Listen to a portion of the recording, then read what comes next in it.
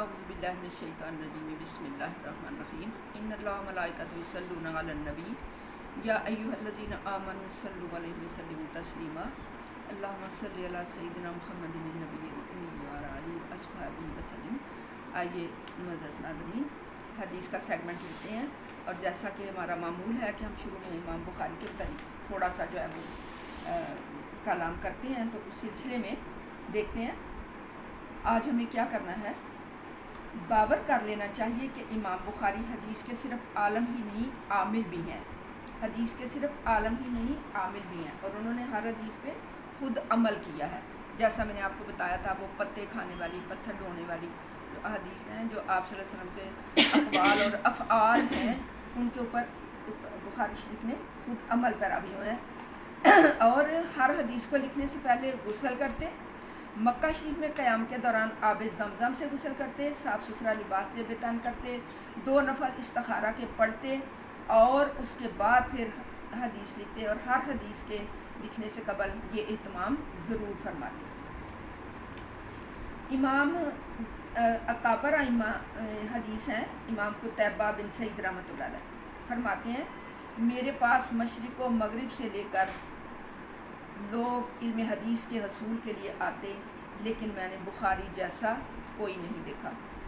الغرض آپ کے اساتذہ، آپ کے ہم اثر لوگ، آپ کے شاگرد، تینوں اقسام کے لوگوں کی رائے ہے کہ حفظ حدیث، ذہانت، فطانت، ضبط، دقت نظری یعنی دقیق النظری، باریک بینی، ثقاہت یعنی ایکوریسی، حقانیت یعنی سچائی اور صداقت، وسعت علم الحدیث، یہ الحدیث جو ہے یہ ایک خاص علم ہے۔ یہ میں جو ہی آپ کو وہ بتاؤں گی نا، جامعہ صحیح بخاری کے متعلق جب ہم دیکھتے ہیں تو اس میں آپ کو بتاؤں گی، ورنہ سارا ٹائم ادھر لگ جائے گا۔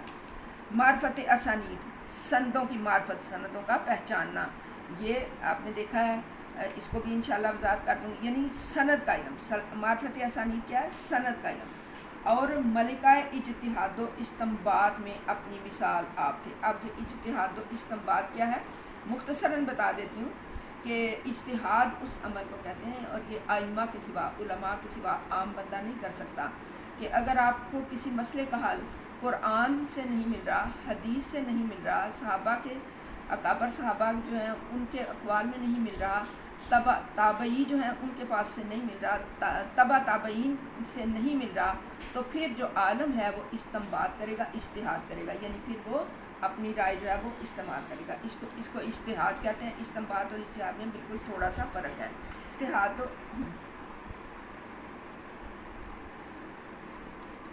اجتہاد و استنباط میں آپ اپنی مثال آپ تھے، تقویٰ پرہیزگاری کے اعلیٰ ترین مدارج پر فائز تھے، اپنے مقام و مرتبہ کے مطابق ہی آپ کا عمل اور زہد و تقویٰ تھا، اور علم و عمل میں یگانہ تھے۔ استنباطی مسائل میں غیر معمولی نظر اور بصیرت کے حامل تھے، بلکہ اس زمانے میں علم حدیث کی طرح ان علوم میں بھی، یعنی اجتہاد و استنباط میں بھی ان کا کوئی ہمسر اور ثانی نہیں تھا۔ قدرت نے آپ کی ذات میں جو کمالات ودیت کیے تھے، انہی کی بنا پر آپ طالبان علم حدیث کے لیے مرجع و مرکز بنے رہے۔ آپ کے درس حدیث میں دنیا اسلام کے کونے کونے سے تلامذہ اپنی علمی پیاس بجھانے کے لیے آتے اور طبیعتوں کو سیراب کر کے واپس جاتے۔ علم حدیث پر آپ کا عبور لاسانی ہے۔ اللہ کریم امام بخاری رحمۃ اللہ علیہ کے مزار پر کروڑوں رحمتیں نازل کرے، اور ان کے اگلے جہان میں درجات کی بلندی فرمائے۔ آئیے آج کی حدیث لیتے ہیں۔ یہ حدیث نمبر 64 ہے، بہت ہی پیاری حدیث ہے، جس کے متعلق ابھی اس کے الفاظ پڑھ کے اس کو قرآن کے ساتھ کرتے ہیں ریلیٹ۔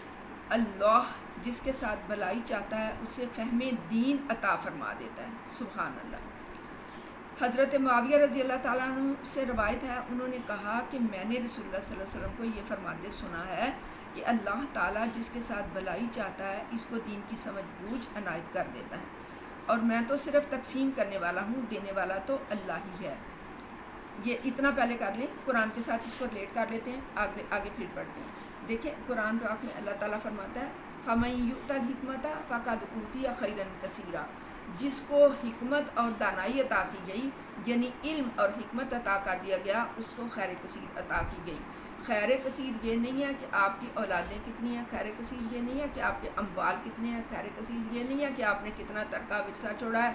خیر کثیر کیا ہے قرآن کی نظر میں اور حدیث کی نظر میں. دیکھیں دونوں انٹر ریلیٹڈ ہے، کو ریلیٹڈ ہیں. دونوں ہی یہ کہہ رہے ہیں کہ بھلائی کیا ہے، اچھائی کیا ہے، اور اس میں جو سند امتیاز جو ہے مسلمان کے لیے وہ کیا ہے کہ بھلائی کس کے پاس ہے، بہتر کون ہے، جس کے پاس علم دین ہے، جس کو دین کی سمجھ بوجھ اللہ تعالیٰ نے عطا فرما دی.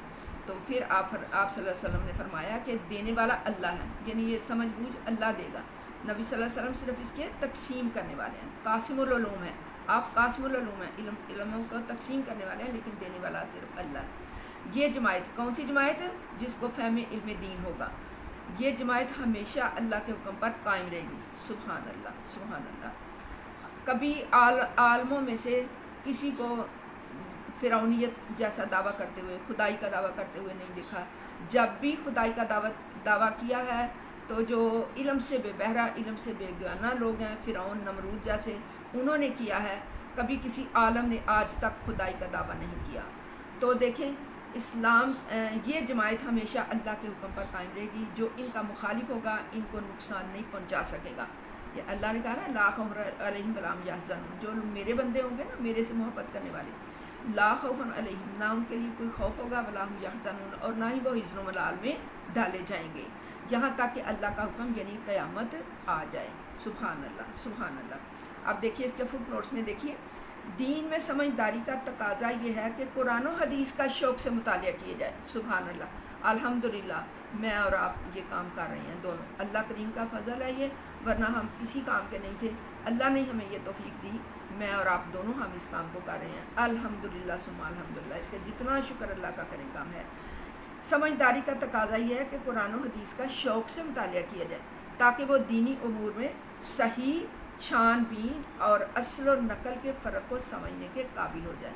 جب تک ہمارے پاس قرآن و حدیث کا علم نہیں ہے نا، ہم اصل اور نقل میں فرق نہیں کر سکتے اور دین میں چھان بین نہیں کر سکتے.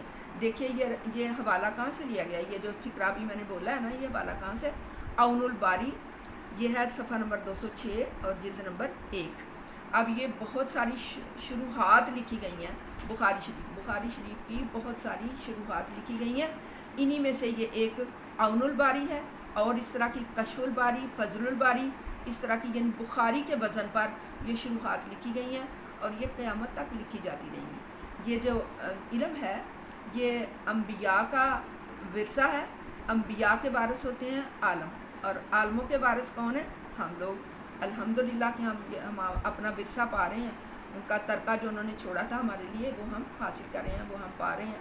شکر الحمدللہ اللہ تعالیٰ نے ہمیں قرآن اور حدیث کے طالب علموں میں ہمارا شمار کیا. اللہ تعالیٰ اس کا ہمیں دین اور دنیا میں فائدے اور برکتیں اور فیوز برکات اللہ تعالیٰ ہمیں سب کچھ عطا کرتا جائے، اور ہم علم قرآن اور علوم القرآن اور علوم الحدیث جو ہے انہی کے اندر ہمارا خاتمہ بالخیر ہو، کہ جب ہم طالب علم ہوں قرآن کے اور حدیث کے، اس میں ہمارا خاتمہ بالایمان اور خاتمہ بالخیر ہو جائے. وما علینا الا البلاغ.